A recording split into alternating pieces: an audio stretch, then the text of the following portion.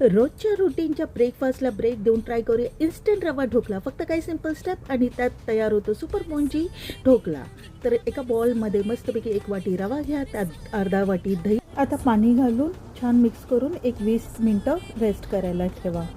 आता आपण दुसरीकडे एक बोल घेऊन त्यामध्ये 2 चमच साखर आणि मीठ घालून चवीनुसार एक मिक्सअप करून ठेवूया. आता ढोकळा बनवायच्या टीनला आपण तेल किंवा तूप लावून ग्रीस करून घेऊया. आणि इथे मी पाणी गरम करत ठेवलं आहे. इथे आपला बॅटर 20 मिनटं रेस्ट करून आले मिरचीची पेस्ट टाकलेली आहे, मीठ आणि साखरेचं पाणी टाकलेलं आहे, इनो टाकलेलं आहे.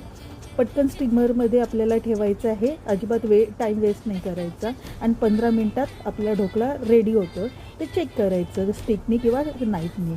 आपल्या आवडीनुसार ढोकळ्याची कटिंग करा आणि गार्निशिंगला राई आणि मिरचीचा तडका द्या, वरती कोथिंबीर टाका. रेसिपी आवडली तर नक्की